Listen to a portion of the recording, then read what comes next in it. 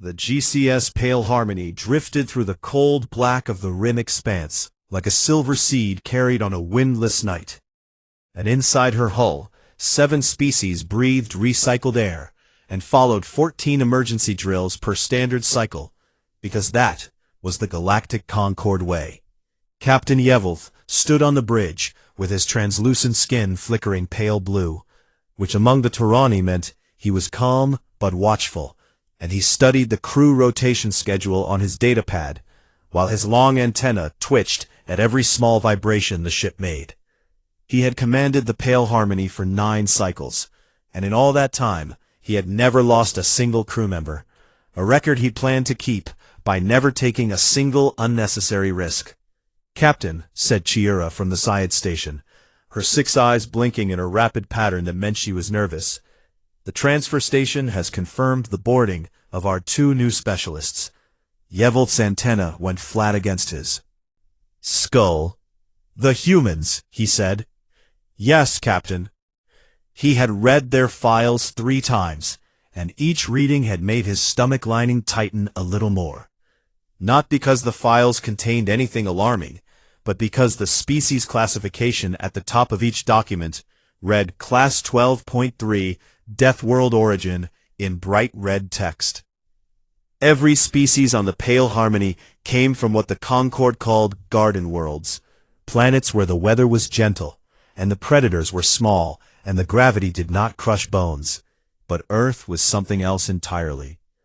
Earth had hurricanes that could flatten cities, and oceans that swallowed ships, and earthquakes that split the ground open like a wound. And somehow, humans had not only survived all of that, but had built civilizations on top of it, and then launched themselves into space, as if the universe owed them a favor.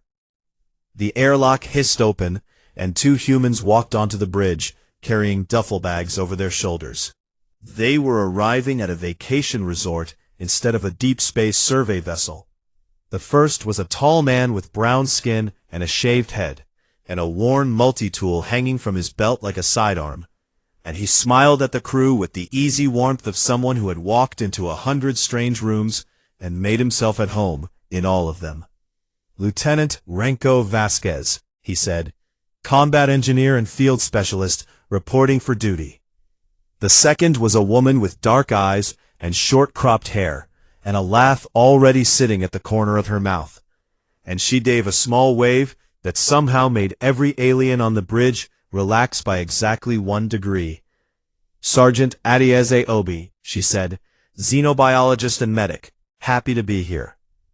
Chiura stared at them with all 6 eyes, and noticed that Renko's hands were covered in old scars, and that Adieze had a thin white line running along her jaw that looked like it came from something with teeth. Review Earth's Predator database later, even though she knew it would give her nightmares. Yevelth stepped forward and performed the Concord greeting, which involved a slow bow and a careful extension of both hands, palms upward. "Welcome aboard the Pale Harmony," he said. "I trust your journey was comfortable." "Slept like a rock," Renko said, and when Chiura's translator struggled with the idiom, he added, "I mean I slept very well, thank you." The first day was an education for everyone. Renko and Adieze were given a tour of the ship, and they noticed everything: the padding on every sharp corner, the soft-edged furniture, the hallways that were climate-controlled to a single degree of variance, the emergency stations every 20 meters, and the gentle lighting that never flickered, because flickering light could cause stress responses in 3 of the 7 species on board. "It is like being inside a pillow," Adieze whispered to Renko as they passed through the 3rd safety checkpoint, between the mess hall and the sleeping quarters. "A very nice pillow," Renko whispered back. They also noticed the fear. It was not obvious fear, not the kind that made people scream or run, but it was there in the way the crew moved through the ship with careful, measured steps, and in the way they flinched at sudden sounds, and in the way they looked at the 2 humans, like they were beautiful but unpredictable weather. At the mission briefing that evening, Yevelth laid out the objective. "We are here to survey the rogue planetoid designated Acheron 7, he said. pulling up a holographic display that showed a dark, angry-looking rock caught in the gravitational pull of a dying star. Our sensors indicate significant deposits of rare minerals beneath the surface. Minerals that could fund Concord research for the next 3 expeditions. The crew murmured with excitement, because rare minerals meant career advancement, species recognition, and all the things that mattered in Concord society. However, Yevelth continued, and the holographic display shifted to show a wall of environmental data that glowed red from top to bottom. Acheron 7 is classified Sigma Red, which, as you all know, means unsurvivable. Surface temperatures fluctuate by 200 degrees, sulfuric microbursts occur without warning, seismic events happen every 11 minutes, and gravity sits at 1.7 Terran standard. He paused and looked around the room. We will conduct remote scans only. No crew member will set foot on that surface. Is that understood? Every alien in the room nodded immediately. Renko and Adaes exchanged a glance, the kind of glance that contained an entire conversation in half a second. And then they nodded too, because they respected the chain of command, even when they privately thought the chain of command was being a little dramatic. The pale harmony settled into survey orbit around Acheron 7, and for 2 days everything went according to plan. The sensors hummed, and the data flowed, and the crew followed their 14 daily drills, and the humans ate the bland Concord rations without complaint, even though Adaze once caught Renko staring at a nutrient bar like it had personally offended his ancestors. Then, on the 3rd day, the planetoid bit back. A volcanic plume erupted from Acheron 7's northern hemisphere with 0 warning, a column of superheated gas and molten rock that shot upward like a fist aimed at the sky.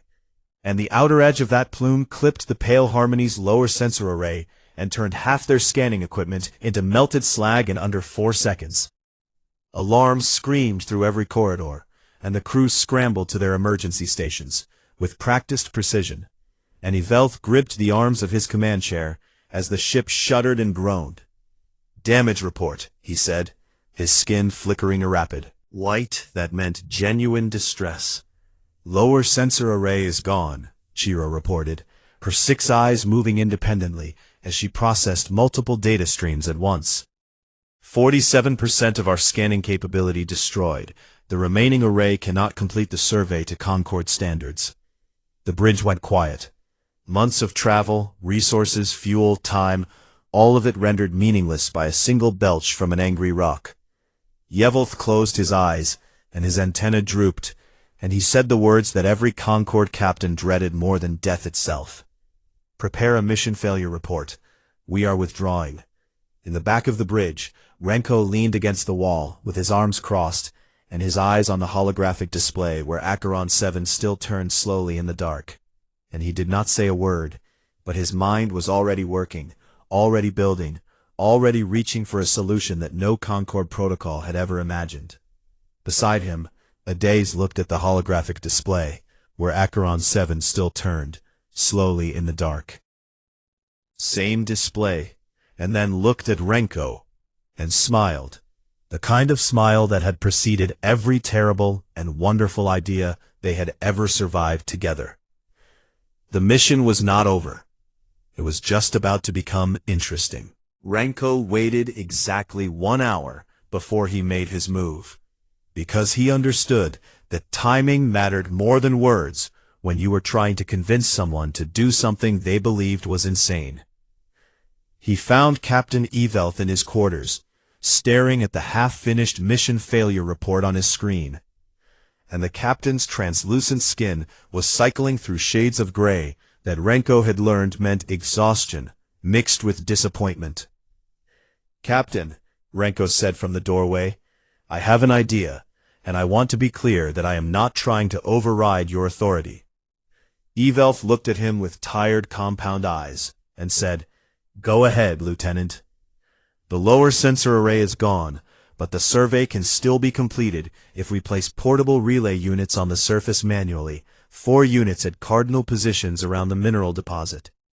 Each one takes about 20 minutes to install, 4 hours total on the ground, and we come back with everything the Concorde. Yevulf stared at him for a long time. You are proposing, the captain said slowly, that living crew members walk on the surface of a Sigma-Red planetoid? Yes, sir.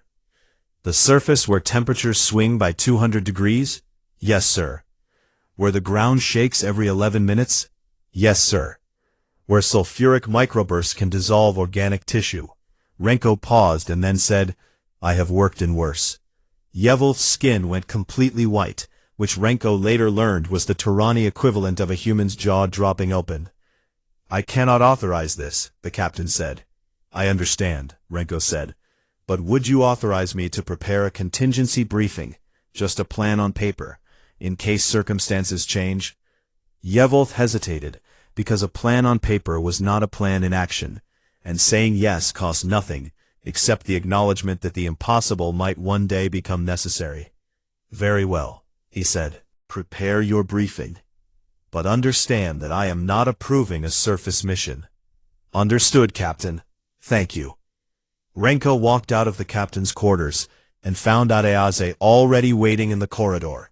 With her arms full of equipment manifests she had pulled from the ship's cargo database. He said yes to the briefing, Renko said. I know, she said. I could hear his skin changing color from out here. Let us get to work. They took over a corner of the cargo bay, and what happened next became the most watched internal security footage in the Pale Harmony's history. The ship did not carry any equipment rated for Sigma-Red environments, because no Concorde vessel ever expected to need it. So Renko and Adeaze improvised. Renko pulled apart 2 mining drills and rebuilt their casings into reinforced boot frames that could handle extreme heat transfer, and he sealed the joints with hull repair compound that was technically rated for vacuum exposure, but would work just as well against sulfuric gas. Adeaze converted emergency thermal blankets into layered body wraps that reflected heat in both directions, keeping the wearer cool inside while deflecting external temperature spikes. And she modified 2 standard breathing units to filter sulfur compounds by adding a chemical scrubbing layer made from materials she found in the medical bay. They worked fast, and they worked in silence, and they moved around each other like 2 parts of the same machine, handing tools back and forth without asking, because they had done this before on a dozen worlds that the Concorde would have classified as death traps. Word spread through the ship the way it always does in small enclosed spaces, which is to say it spread instantly. Crew members began finding excuses to visit the cargo bay, checking inventory that did not need checking, and inspecting equipment that did not need inspecting, all so they could stand at a safe distance and watch the 2 humans turn a pile of spare parts into survival gear. Chira came down and watched with all 6 eyes wide and unblinking, and she kept making small sounds that her translator rendered as "oh" and "oh no," and this is remarkable in rapid succession. But the most surprising visitor was Palik. Palik was the ship's junior engineer, a Brevin with 4 arms and fur the color of wet sand, and a personality that could best be described as a permanent state of mild panic. And he stood at the edge of the cargo bay, wringing all 4 of his hands together for 15 minutes before he finally stepped forward. "Can I help?" he said, in a voice so quiet it barely registered on the translator. Renko looked up from the boot frame he was welding and smiled. "You know thermal conductivity ratings better than I do," he said. "Can you check whether this hull compound will hold at 600 degrees for 30 minutes? Palik's ears went flat against his head, which meant he was terrified, but he picked up a scanner with 2 of his hands and got to work. And something changed in him that he would not fully understand until much later. They worked through the night cycle, and by morning they had 2 complete surface kits laid out on the cargo bay floor, and they looked like something a madman would wear into a volcano, which was essentially what they were. Shira pulled up Earth's cultural database that night. Because she could not sleep, and she needed to understand why these two humans were so calm about walking into conditions that would kill every other species on the ship. She searched for human responses to dangerous environments, and the database returned a category called Extreme Sports. She opened it. She read about humans who jumped out of aircraft for fun, and humans who climbed frozen mountains because they were there, and humans who strapped boards to their feet and rode walls of ocean water. Humans who ran through burning obstacles as a form of weekend entertainment. She read about a human tradition called bull running, where people deliberately placed themselves in the path of charging animals that weighed 10 times as much as they did, not for food or survival, but for the experience. She read about free solo climbing, where a human would scale a vertical rock face hundreds of meters tall, with no rope and no net and no safety equipment of any kind. Just fingers and shoes and an absolute refusal to acknowledge that gravity was supposed to win. Shira closed the database and lay down on her sleeping platform and stared at the ceiling for a very long time. Then the second volcanic event hit. It was bigger than the first, a deep subsurface eruption that sent a shockwave through the surrounding space, and the Pale Harmony rocked sideways like a toy in a bathtub.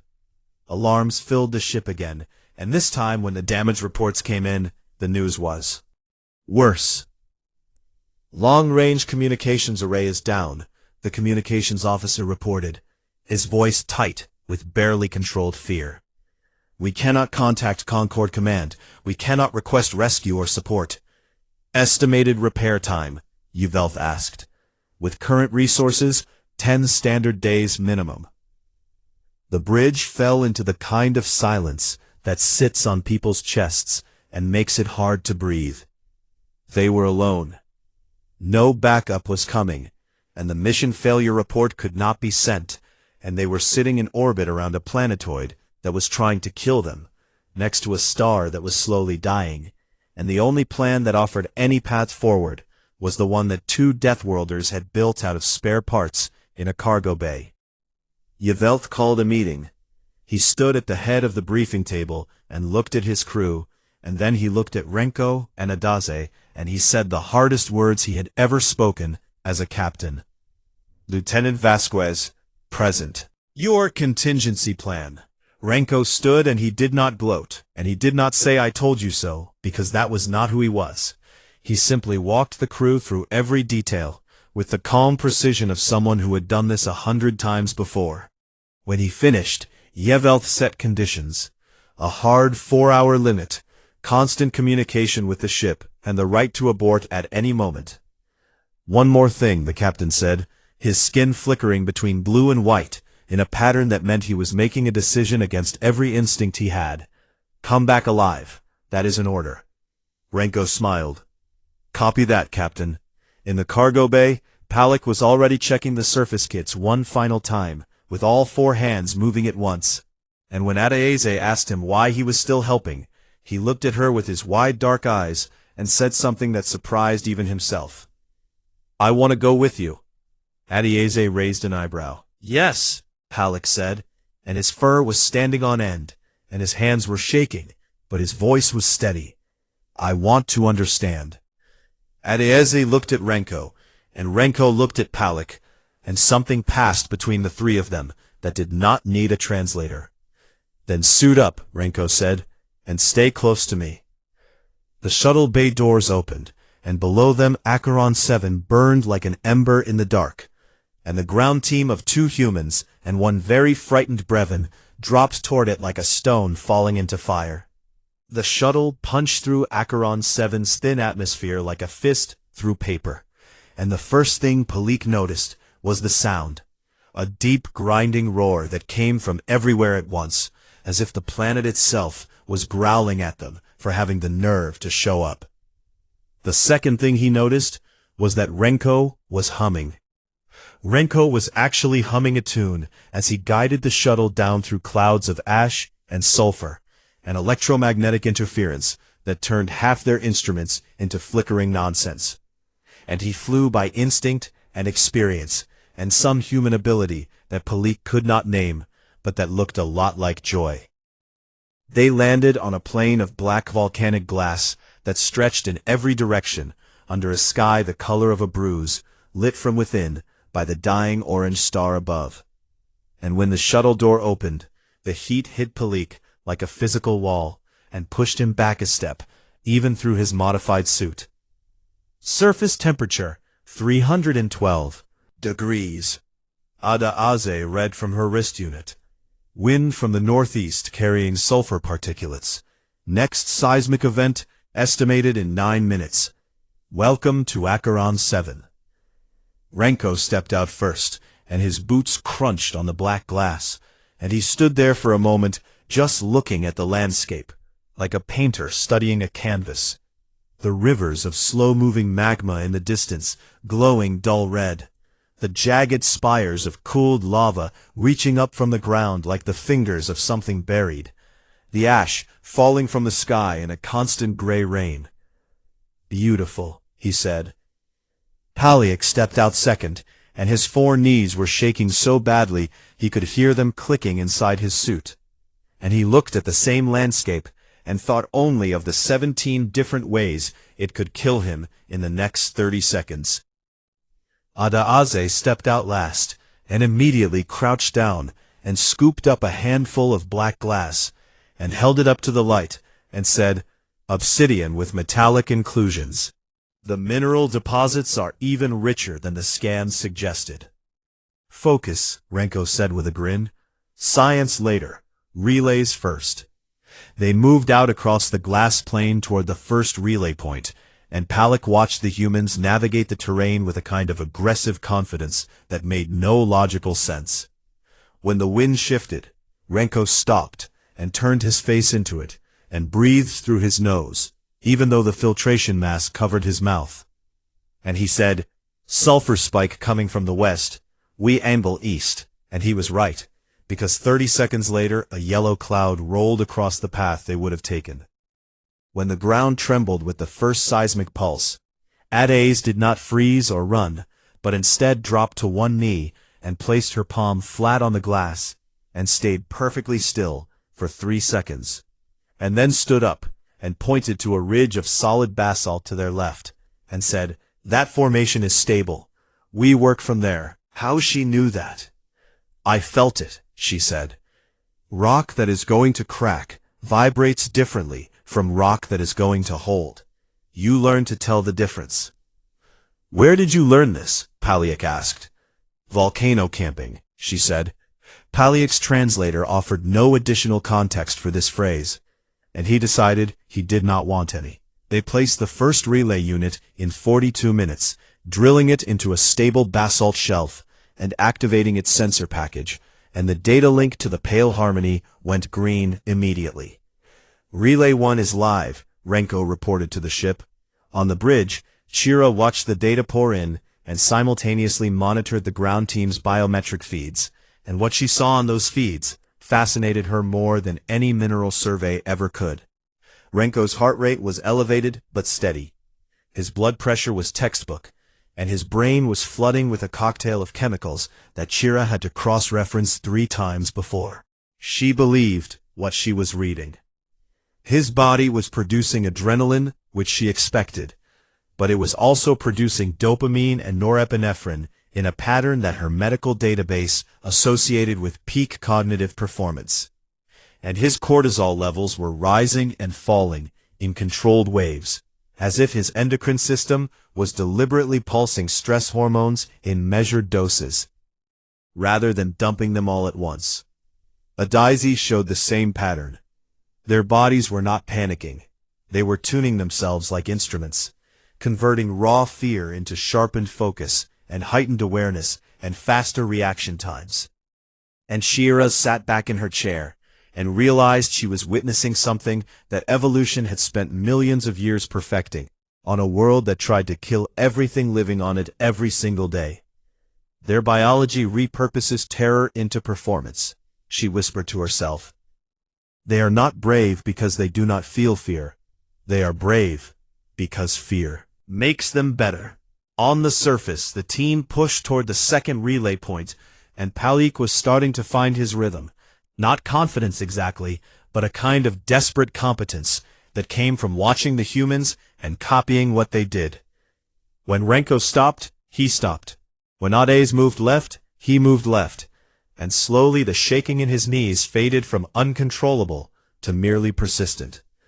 They placed the second relay in 38 minutes, and the third in 35, as Palik learned to handle the drilling equipment with all 4 arms at once, which was faster than anything the humans could do with their 2. "You are a natural," Renko told him, and Palik felt a warmth in his chest that had nothing to do with the 300-degree surface temperature. Then, everything went wrong. They were halfway to the 4th and final relay point, when the ground beneath them shuddered, in a way that was different from the regular seismic pulses, deeper and darker, longer and meaner, and Renko shouted "Move" before the crack even appeared. The plane of black glass split open like something alive had torn it from below, a fissure 20 meters wide racing across the ground between them and the shuttle, and the edges of the fissure glowed bright orange as magma surged up from the depths. Palik screamed. It was not a dignified sound, and he would never deny making it, because it was the only reasonable response to watching the ground open up between you and your only way off a planet that wanted you dead. "Shuttle is on the other side," Adaisi said, her voice tight but controlled. "I can see that," Renko said. "Standard Concord protocol says we activate our emergency beacon and shelter in place and wait for extraction," Palik said, all 4 of his arms clutching the relay case to his chest like a shield. Renko looked at the fissure that was still widening, and at the magma that was still rising, and at the thin ribbon of black glass on their side that was shrinking by the minute. "If we shelter in place," he said, "the ground we are standing on will not exist in about 20 minutes. He looked left and right, and then he pointed south, where the fissure narrowed, and a series of collapsed lava tubes created a natural bridge of cooled rock that arced over the gap. "We go around." Palik transmitted their situation to the Pale Harmony, and on the bridge, Yevilt's skin went completely white, and Shira gripped the edges of her console so hard her claws left marks. The team moved south along the edge of the fissure, and the heat coming up from the gap was extraordinary, pushing Palik's suit temperature readings into orange warning zones, even at a distance of 10 meters. Renko found the lava tube entrance and ducked inside, and the temperature dropped by 50 degrees instantly, the cooled rock walls insulating them from the worst of the surface conditions. But the tube was partially collapsed ahead, and the way was blocked by a wall of broken basalt and solidified magma. "Charges," Renko said, and Adaese was already pulling 2 mining detonators from her pack, because they had brought them just in case. And just in case was a concept that the humans treated like a religion. They placed the charges and blew the blockage, and scrambled through the dust and debris, and kept moving through the twisting tube. And Palik's suit began screaming warnings, because the ambient temperature in one section exceeded Brevin physiological limits. His legs buckled. "I cannot," he said. "It is too hot. My body is shutting down." Renko did not hesitate. He picked Palik up and put the Brevin over his shoulders like he weighed nothing, which was close to true in this gravity. And he carried him through the hottest section at a dead run, while Adaese led the way with a temperature scanner guiding them toward cooler air. They emerged from the far end of the lava tube on the other side of the fissure, and the shuttle sat on the glass plain 300 meters away, like the most beautiful thing any of them had ever seen. Renko set Palik down gently, and Adaese checked his vitals, and Palik lay on the black glass, looking up at the orange sky, and breathing in rapid, shallow gasps. 12 minutes to spare, Renko said, checking the mission clock. They made it to the shuttle, and Palik sat in his seat and strapped himself in with all 4 hands trembling, and he looked at Renko, who was already starting the launch sequence, and he asked the question that had been building inside him since the fissure opened. "Were you scared?" Renko did not look up from the controls, but he smiled, and his voice was honest and warm. "Terrified. That is the fun part." Palik stared at him and decided that humans were either the bravest creatures in the galaxy or the most completely broken, and he was no longer sure there was a difference. Copy. Publish. Aliens shocked by the Deathworlders' unorthodox way of handling danger. The shuttle docked with the Pale Harmony, and the bay doors sealed shut, and the pressurization cycle had not even finished before Palik opened his harness with all 4 hands and lowered himself to the deck and pressed his face against the cool metal floor and did not move for 2 full minutes. Nobody judged him for this.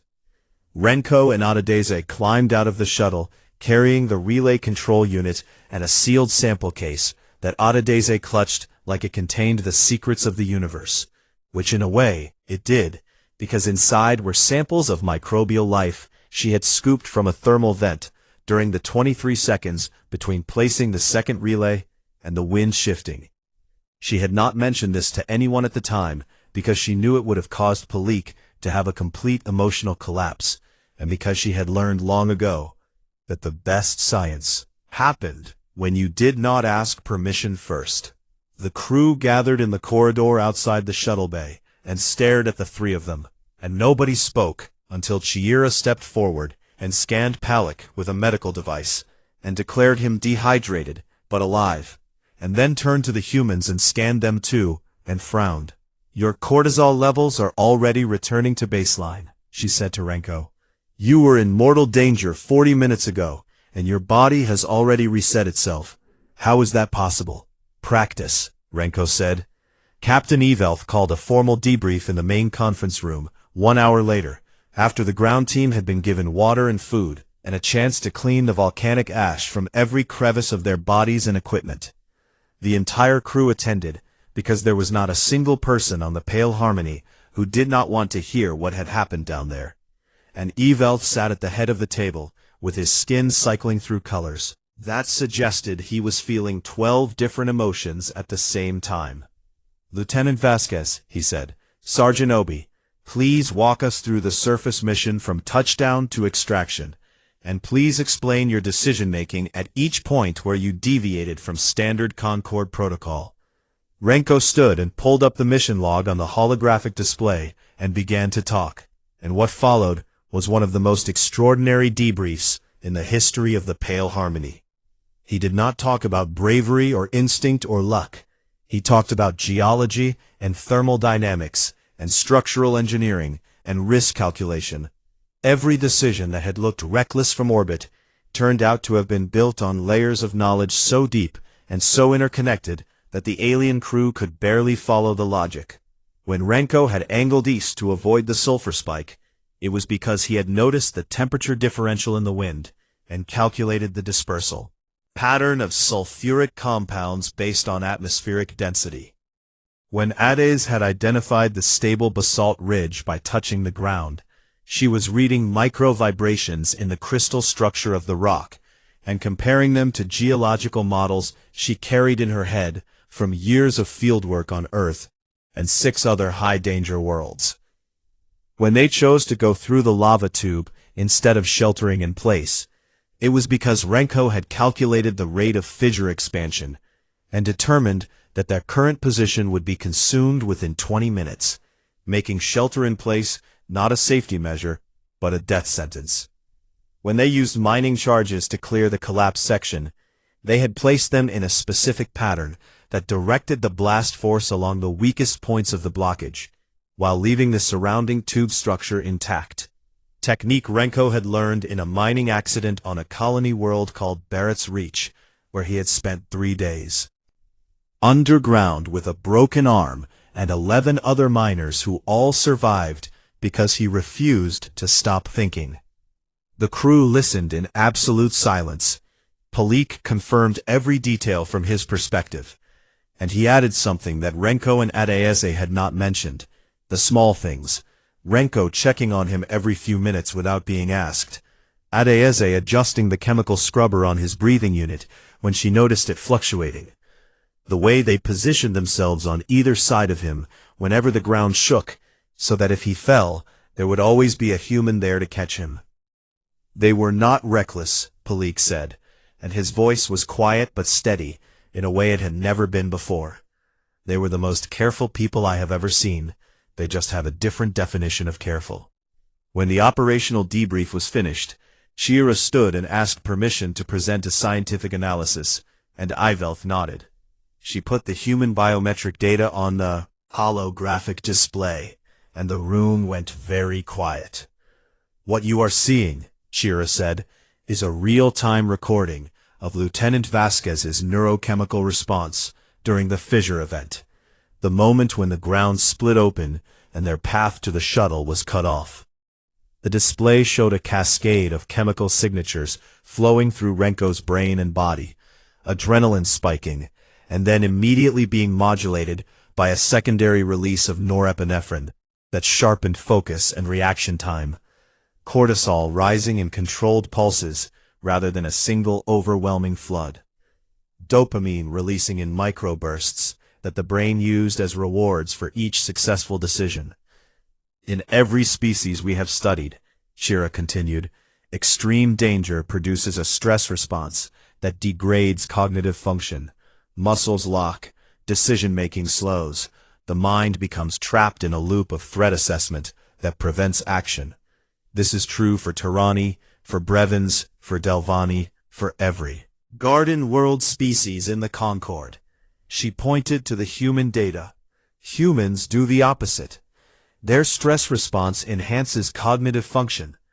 Their fear literally makes them smarter and faster and more creative. Their bodies have evolved to treat mortal danger as a performance state. The same neurochemical profile that appears in their artists during moments of inspiration appears in their soldiers during combat and in their engineers during crisis. She paused and looked at Renko and Adaze. "I believe this is the most elegant survival mechanism in the known galaxy." The room was silent for a long time. Then the discussion began, and it was not entirely celebratory. An engineer named Horet, a tall, thin Yulani with scales the color of storm clouds, stood and said what several crew members were thinking but had not yet spoken. "This is precisely why Deathworld species are restricted from Concord operations," he said. "Their biology drives them toward danger. They seek it out. They are addicted to the neurochemical rewards of risk. How can we trust crew members whose instincts tell them to run into fire?" The words hung in the air, and Renko did not flinch, but Adieza's jaw tightened just slightly. Palik stood on his shaking legs and faced Horet with all four arms at his sides. "Renko carried me," he said. "The temperature in that lava tube was killing me, and he picked me up and ran through it with me on his back without slowing down. His instincts did not tell him to run into fire. His instincts told him to save his crew member, and then his body gave him the tools to do it." Horet sat down. That night, Yvelth found Renko alone in the observation lounge, looking out at Acheron 7 spinning slowly below them, the planetoid still burning and cracking and throwing plumes of fire into the void. "May I sit?" the captain asked. "Of course." They sat together in silence for a while. Then, Yvelth said something he had never said to anyone in 30 cycles of command. "I have never set foot on a planetary surface rated above Green 4. I have spent my entire career avoiding danger so thoroughly that I have never had to face it. And today I watched you walk into conditions that would have killed me in seconds, and I have been trying to understand how you live like that." He turned his compound eyes toward Renko. "How do you carry the weight of it, the knowledge that every day could be the day the ground opens beneath you?" Renko was quiet for a moment, and when he spoke his voice was gentle. "We do not live without fear, Captain. We decided a long time ago that fear is a tool, not a cage. It tells us where the danger is, and it gives us the energy to move through it. And on the other side of it, there is always something worth finding." Yvelth considered this. "And if there is nothing on the other side?" "There is always something," Renko said. "Sometimes it is survival. Sometimes it is knowledge. Sometimes it is just the proof that you could do it, but there is always something." They sat together for a while longer, and then the alarm went off. Not the minor proximity alarm or the sensor glitch alarm, but the deep resonating tone that meant ship-wide emergency, the sound that every crew member heard in their nightmares. And Shiara's voice came over the intercom, shaking with something beyond fear. The star is entering collapse phase. Repeat, the star is entering premature collapse phase. Estimated time to radiation wave, 6 hours. Renko looked at Evelth. Evelth looked at Renko. The dying star filled the observation window with a light that was growing brighter by the second, and somewhere in the ship every alarm was screaming at once, and 6 hours was not enough time to run, and the engines were still damaged, and this time it was not a planetoid that was the danger. Everything. The Pale Harmony had 6 hours to live, and everyone on board knew it. The bridge was chaos of the organized kind. Crew members at their stations pulling data and running calculations, and all of them arriving at the same conclusion, which was that there was no conclusion. The Concorde Emergency Manual had 17 chapters on stellar instability, and every single chapter ended with the same instruction, which was to retreat to minimum safe distance immediately. The problem was that the Pale Harmony's engines had been damaged by the first volcanic event, and the repairs that should have taken 10 days had barely begun. The ship could manage 60% of her maximum thrust, which was not enough to outrun a radiation wave traveling at a significant fraction of light speed. Captain Evelth stood at the center of the bridge, and his skin had gone a color that nobody on the crew had ever seen before. A deep solid blue that was beyond calm and beyond fear, and had entered the realm of silence, the territory of absolute focus. And he said in a voice that did not shake, "All stations report options." The reports came back one by one, and they all said the same thing in different words. There were no options. The ship could not run fast enough, the shields could not withstand the radiation at this range, and there was no celestial body large enough to hide behind, within reach of their damaged engines. That last part was not entirely true. Renko was leaning over the navigation console, studying the orbital mechanics display, and his eyes were doing that thing they did when his brain was working at full speed, moving rapidly between data points and connecting patterns that no one else could see. And then he straightened up and turned to face the captain. "Acheron 7, he said. Evelth looked at him.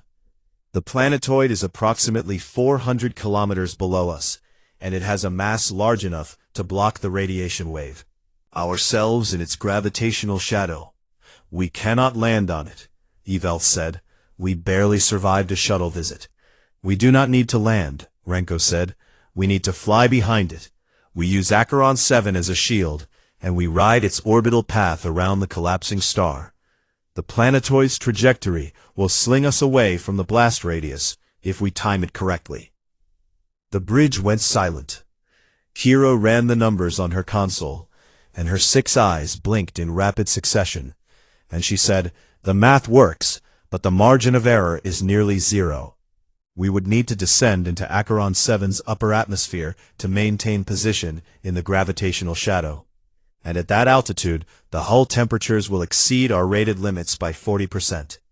"For how long?" Renko asked. "Approximately 14 minutes during the closest approach." "Can the hull survive 14 minutes at 40% overrated limits?" Kira hesitated, and then said, "Theoretically, yes. Safety margins built into Concorde vessel ratings are extremely conservative. The hull will not melt, but it will suffer structural stress that could compromise sections of the ship." "Which sections?" "Lower decks, cargo bay, secondary engineering." "Can we evacuate those sections and seal them?" "Yes, then we can do this." Adazy stepped forward and added the piece that turned the plan from desperate to possible. "If we reroute power from non-essential systems to the forward shields during the atmospheric pass, we can reduce the thermal load on the hull by up to 30%. That brings us within rated limits for everything, except the lower cargo bay, which will be evacuated anyway." Non-essential systems includes life support for the evacuated sections. Yes. And artificial gravity below Deck 4. Yes. The captain looked around his bridge at the faces of his crew, and they looked back at him, and he could see the fear in every one of them. The Turani, and the Delvani, and the Brevans, and the Yalani, all of them afraid in their own way, all of them looking to him for the decision that would determine whether they lived or died. And then he looked at the humans. Renko stood with his arms at his sides, and his face calm, and his eyes steady, not because he was unafraid, but because he had already processed the fear and converted it into the plan that was their only chance. And beside him, Adazi had her hands clasped behind her back, and her chin slightly raised, in a posture that said, "I am ready for whatever comes next." Ivelth made his decision. "All hands," he said, his voice carrying through every speaker on the ship. "This is the captain. We are executing an emergency maneuver. All personnel evacuate decks below 4 and report to designated shelter stations. Engineering teams report to your section leaders for reassignment. We are going to use Acheron 7 as a radiation shield and ride its orbit to safety." He paused. "I will not pretend this is without risk. The next hour will test this ship and this crew in ways we have never been tested. But I have seen what courage looks like in the last 24 hours, and I have seen it from the people standing beside me, and I believe we can do this." He looked at Renko. "Lieutenant Vasquez, you have the navigation console. Get us behind that rock." "Yes, sir," Renko said, and he sat down at the console, and his fingers began to move. The pale Harmony turned and dove. She dropped toward Acheron 7, like a silver blade falling into fire, and the planetoid filled the forward view screen with its scarred and burning surface, and the crew watched through reinforced windows as rivers of magma passed beneath them, close enough to see individual flows. The ship entered the upper atmosphere, and the hull temperature began to climb immediately. 300 degrees, 400, 500, and the metal groaned and popped as thermal expansion pushed against the structural framework. "Shields holding at 82%, Chira reported. "Hull temperature at 70% of limit and rising," the engineering officer said. "Steady," Renko said, his eyes locked on the orbital trajectory display. "We need to hold this altitude for 14 minutes." In the lower decks, the evacuated sections were dark and airless, and the metal walls were turning colors that metal should not turn. And in secondary engineering, Palik was not where he was supposed to be. He was supposed to be in the shelter station on Deck 2 with the other non-essential personnel, but instead he was in the junction between Deck 3 and Deck 4, with a welding torch in one hand, and a structural reinforcement plate in two others, and a scanner in the fourth, and he was working on a hull seam that his engineering training told him was going to fail in approximately 8 minutes. The seam was in a section that connected the lower hull to the main superstructure, and if it failed, the ship would not break apart, but it would lose hull integrity in a section that bordered the medical bay. And that was where 16 crew members were sheltering. Renko had taught him how to read stress patterns in metal, the same way Adiese read vibrations in rock, by feel, and by knowledge, and by refusing to stop thinking. And Palik could feel through his 4 hands that this seam was weakening faster than the models predicted. The heat was extraordinary. His fur was singed, and his breathing unit was working at maximum capacity, and his suit temperature warnings had moved from orange to red, but he kept working, 'cause Renko had carried him through fire, and he was not going to let 16 people die because a seam gave way. "Palik, report to shelter station immediately," came Yevil's voice over the intercom. "With respect, Captain," Palik said, through gritted teeth, as he welded the reinforcement plate into place. "I am busy." On the bridge, Yevelth looked at the internal sensors, and saw where Palik was, and saw what he was doing, and his skin flickered through every color the Turani body could produce, and he said nothing, because there was nothing to say, except what he was already feeling. The minutes crawled. Hull temperature hit 90% and kept climbing, and the ship shook with turbulence from Acheron 7's volcanic atmosphere, and Renko made constant micro-adjustments to their trajectory, threading the needle between too close, which would destroy them, and too far, which would expose them to the radiation wave. 6 minutes to periapsis, Chiera called out.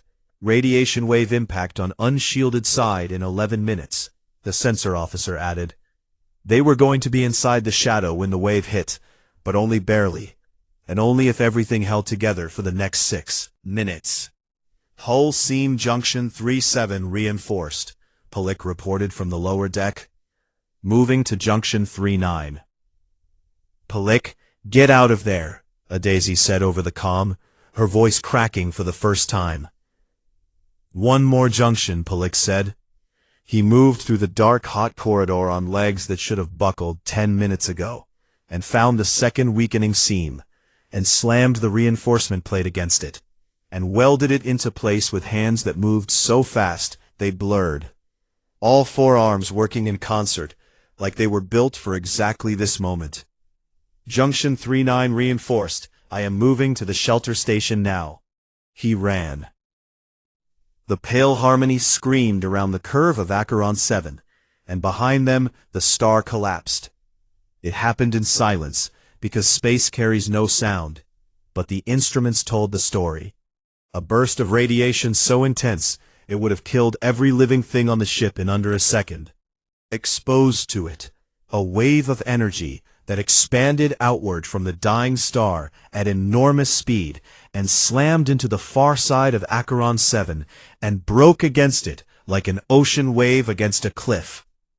The ship shuddered as the edges of the wave curved around the planetoid and licked at the shields, but the shields held, and the hull held, and Palik's reinforced seams held, and the gravitational slingshot caught them and threw them outward away from the collapse with a force that pinned every crew member against whatever surface was nearest to them. Then it was quiet. The instruments settled, and the alarms stopped, and the hull temperature began to drop, and through the rear view screen the crew could see Acheron 7 receding behind them, glowing brighter than before as the radiation wave washed over it, and beyond it the remnants of the star pulsed and faded like a heart that had finally stopped beating. All stations report, Evelth said, and his voice was barely above a whisper. Whisper. One by one the reports came in. All sections intact, all personnel accounted for, hull integrity maintained. The pale harmony was battered and burned, and her paint was scorched, and her lower decks would need weeks of repair. But she was alive, and so was everyone inside her. Renko leaned back in the navigation chair and closed his eyes and let out a long breath, and nobody spoke for a very long time. In the days that followed, as the crew made repairs and the long-range communications array was restored, and the pale harmony limped toward the nearest Concord station, Captain Evelth wrote his mission report. It was flagged by Concord Command within hours of submission, and within a week it had become one of the most accessed documents in the Concord database, read by captains and admirals and scientists and diplomats and ordinary citizens of 100 worlds who had never met a human, and now desperately wanted to. Kira published her scientific paper 3 weeks later with the title Reclassification Proposal, Deathworld Species and the Survival Coefficient, and her conclusion argued, with meticulous data and irrefutable logic, that species from Class 12 Deathworlds should not be classified as dangerous or unstable or unpredictable. They should be classified as adaptive beyond current models. The paper was controversial, and it was challenged, and it was debated in academic halls across the galaxy. But no one who read it could argue with the biometric data, or with the fact that every crew member on the Pale Harmony had survived, because 2 humans and 1 very brave Brevin had refused to accept that the situation was hopeless. Palik was reassigned at his own request to a joint human Concord operations team based out of a frontier station near the Rim Expanse, and on the night before he left the Pale Harmony, he sat in his quarters and wrote a letter to his family. He wrote about the black glass plains, and the orange sky, and the heat that nearly killed him, and the human who carried him through it. And he wrote about the fissure, and the lava tube, and the charges that blew the blockage, and the 14 minutes inside a dying star's shadow. And he wrote about fear, and what it means, and what it can become.